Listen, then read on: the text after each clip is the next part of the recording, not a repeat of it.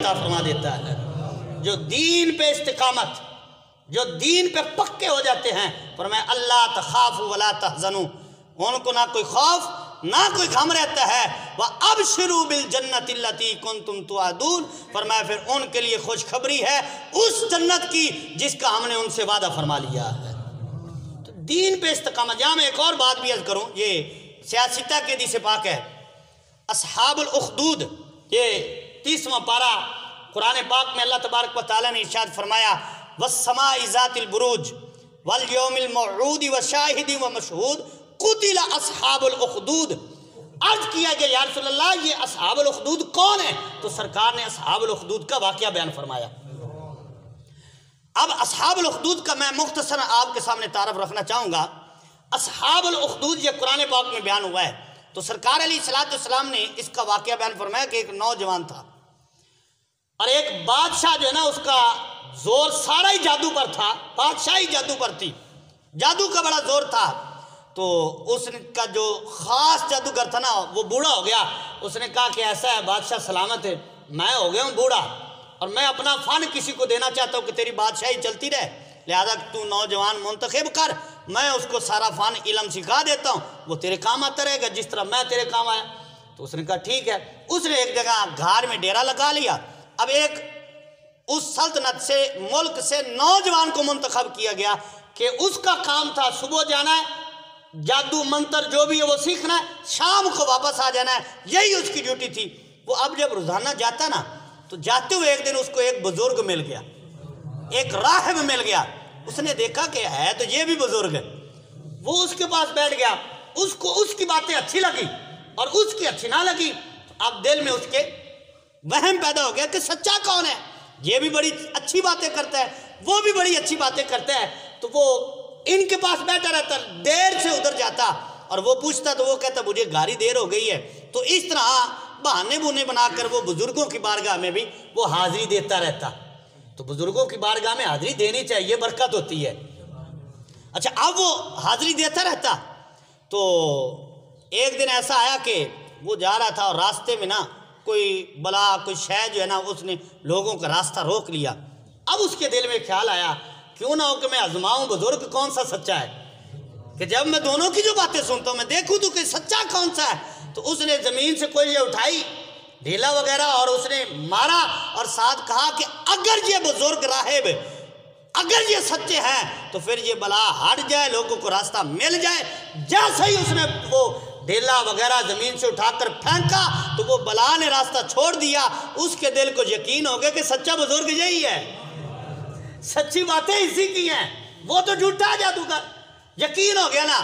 تو اب جب اس نے جا کر بزرگوں کو سارا واقعہ بتایا تو بزرگوں نے کہا بیٹا بات ایسی کہ تیرا مقام ہو گیا بلند، راز رکھنا، بتانا نہ کسی کو۔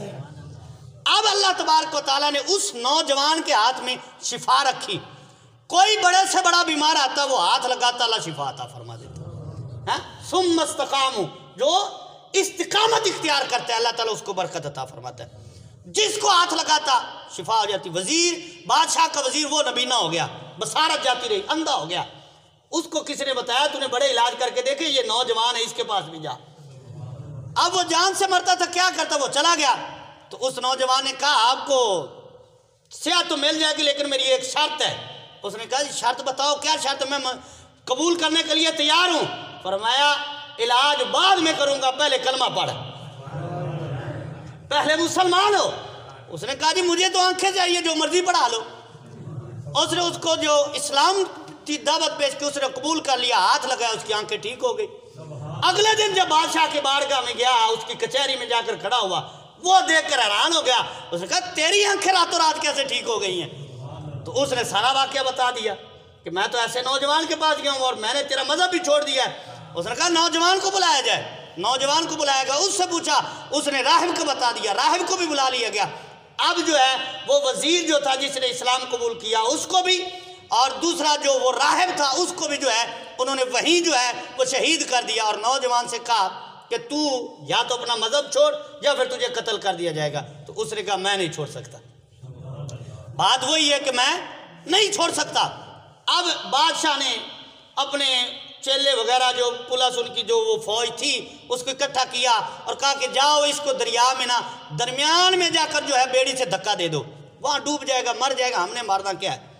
وہ لے کر گئے اور جب وہاں پہنچے تو اب وہ نوجوان جو ہے نا اس نے دعا کی، مولا اگر میں سچا ہوں تو مجھے محفوظ فرما۔ بس اتنی دعا کرنی تھی کہ وہ دریا کی لہروں میں طغیانی آئی، ساری جو کشتی کا تختہ ہو گیا، سارے ڈوب گئے، اور وہ نوجوان تختے پر بیٹھ کے کنارے پہ لگ جاتا ہے، اور کنارے پہ آنے کے بعد کہیں اور نہیں جاتا، پھر سیدھا بادشاہ کے پاس آ جاتا ہے۔ وہ دیکھ کر اس کے طوطے اڑ گئے، اس نے کہا یہ کیا ہوا، میں نے تو مارنے کے لیے بھیجا تھا۔ اس نے کہا میری فوج کیا، اس نے کہا وہ تو مر گئی ہے۔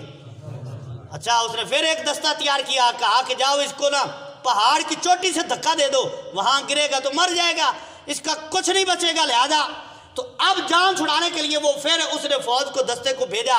جب چوٹی پر پہنچے نا تو اس نوجوان نے پھر دعا کی تو اللہ تعالیٰ نے پھر مدد فرمائی، ایسی ہوا چلی سارے کے سارے چوٹی سے گرے اور مر گئے۔ وہ نوجوان اترا پھر بادشاہ کے پاس آ گیا، اس نے کہا یہ کیا ہے، اس نے کہا اب میں کیا کروں، تو نوجوان بولا، اس نے کہا ایسا کر کہ تو ایسا کر کے نا جب مجھے ایک میدان میں کھڑا کر لے، لوگوں کو بلا لے، اور پھر بسم اللہ برب الغلام یہ پڑھ کے میرے رب کا نام لے کر مجھے تیر مارنا، اس تیر سے میں مروں گا، میں اس تیر سے شہادت مجھے ملے گی۔ اور یہ بھی بتایا کہ پڑھنا کیا ہے، میرے رب کا نام لے گا تو مجھ پہ اثر ہوگا، نہیں تو تیرے تیر کا بھی اثر کوئی نہیں ہونا۔ اللہ اکبر۔ اب اس نے کہا جی ٹھیک ہے، اس نے لوگوں کو اکٹھا کر لیا، اپنے غلاموں کو، اپنی سلطنت کو، اپنی بادشاہی کو اکٹھا کر لیا میدان میں۔ اب تیر پکڑا اور جب نوجوان کو مارا تو روایت میں آتا ہے کہ آج یہاں یہ کان کے پیچھے کن پٹی کہتے ہیں، یہاں اس کو لگا اور وہ شہادت کا رتبہ پا گیا۔ اور جتنے لوگ آئے تھے نا انہوں نے دیکھا کہ اس نے تو بڑے حربے کیے ہیں، اگر اس پہ اثر ہوا ہے تو اس کے رب کے نام کا اثر ہوا ہے، تو جو دیکھنے والے تھے سارے ہی کلمہ پڑھنے لگ گئے۔ اللہ اکبر، سارے ہی کلمہ پڑھنے لگ گئے۔ اس نے کہا یہ عجیب بات ہے، میں ایک کو ختم کرنا چاہتا تھا، یہ سارے ہی اس پہ چل پڑے ہیں، سارے ہی مسلمان ہو گئے، سارے ہی کلمے پڑھنے لگ گئے۔ تو اب اس نے ایسا کیا کہ اس نے خندقیں کھدوائی اور اس میں آگ جلوا دی اور حکم دیا کہ جو کلمہ پڑھنے والا ملے اس کو آگ میں ڈال دو۔ اصحاب الاخدود، یہاں اصحاب الاخدود یعنی خندق والے، تو اس واقعے کی طرف اشارہ ہوا۔ اس نوجوان کی استقامت نے ایسا رنگ لایا کہ بادشاہ کی بادشاہی جاتی رہی اور سارے لوگ جو ہے وہ مسلمان ہو جاتے ہیں۔ یہ استقامت کا فائدہ ہے، اور اللہ تعالیٰ کرامتیں بھی عطا فرماتا ہے۔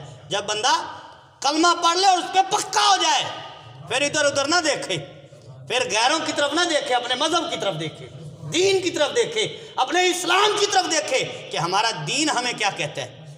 جب بندہ سود لیتا ہے تو بندہ سوچے تو صحیح کہ ہمارا دین کیا کہتا ہے، رشوت لیتے ہوئے بندہ سوچے تو صحیح کہ ہمارا دین کیا کہتا ہے۔ سارے کام ہم کرتے ہیں اور پھر کہتے ہیں یار برکت کوئی نہیں ہے، برکت کہاں سے آئے جب استقامت ہی نہیں ہے کسی بات میں۔ استقامت کیا ہے کہ لا الہ الا اللہ محمد رسول اللہ پڑھ لیا ہے تو پھر جو دین کہتا ہے پھر وہ کرنا پڑے گا، پھر وہ کریں گے تو فائدہ بھی ہوگا، برکت بھی ہوگی، اللہ تعالیٰ کرامتیں بھی عطا فرمائے گا۔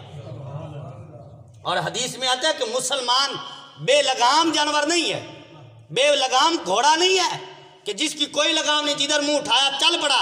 فرمایا یہ مسلمان کی شان نہیں ہے، مسلمان کی شان کیا ہے، اس کی لگام دین ہے، جو اسلام کہے گا وہ کرے گا، اگر نہیں کرے گا تو پھر برکت نہیں ہوگی۔ مسلمان تو ہے لیکن نام کا مسلمان رہ جائے گا، جو حقیقی اسلام کا نور ہے پھر وہ نہیں ملے گا۔ نور کب ملے گا؟ جب کلمہ پڑھ لیا تو اس پہ استقامت اختیار کرے۔ ان الذین قالوا ربنا اللہ ثم استقاموا، تو اس نوجوان نے استقامت اختیار کی تو کیا ہوا، ساری سلطنت جو ہے وہ بادشاہ کا خوف نکل گیا ہے، لیکن وہ کلمہ پڑھ کے مسلمان ہو جاتے ہیں۔ اب جو میں آخر بات کروں کہ جب وہ لوگوں کو نا آگ میں ڈال رہے تھے تو آگ میں پکڑ کے لوگوں کو ڈال رہے، جو کلمہ پڑھتا ہے اس کو آگ میں معاذ اللہ ڈال دیتے، جو بھی شہید کر دیتے ہیں۔ تو ایک عورت اس کو پکڑا، وہ بھی کلمہ پڑھنے والی تھی، تو اب جب وہ اس کو پکڑ کے آگ کی طرف لے کر جا رہے ہیں نا تو دل میں خیال آیا، اس کی گود میں بیٹا تھا، دل میں بیٹے کا خیال آیا جیسے ہی بیٹے کی طرف دیکھا تو بیٹا گود میں بول پڑا. اللہ نے اس کو گویائی عطا فرمائی، زبان عطا فرما دی.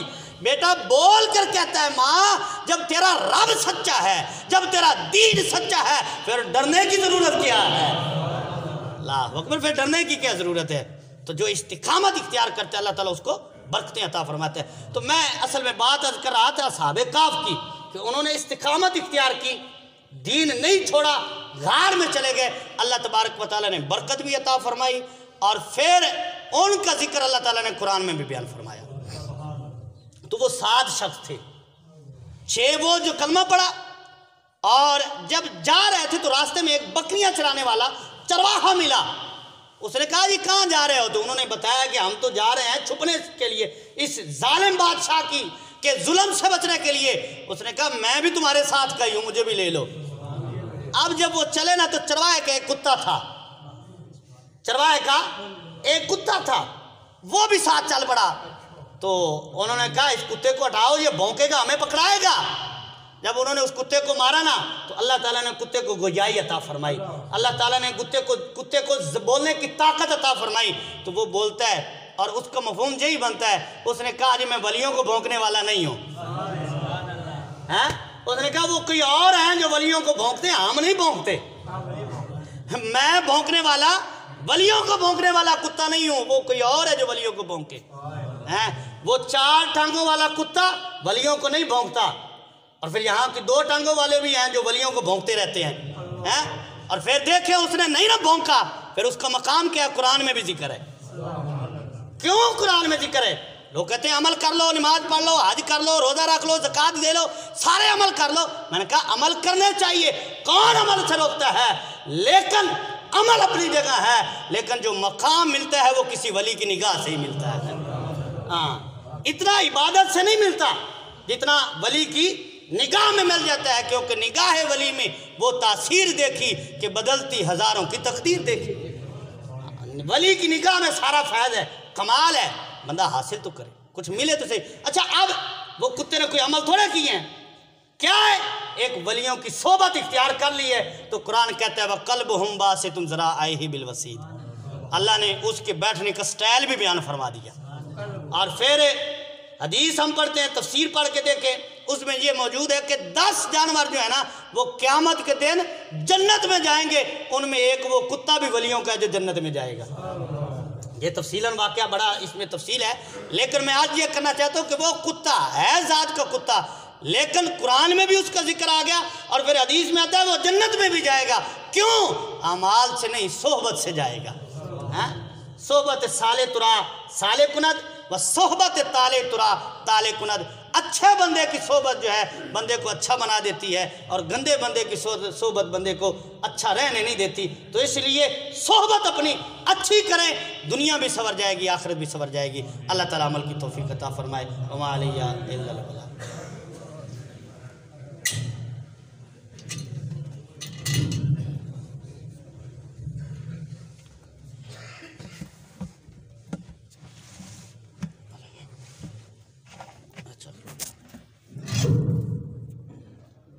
الصلاۃ والسلام علیک یا سیدی.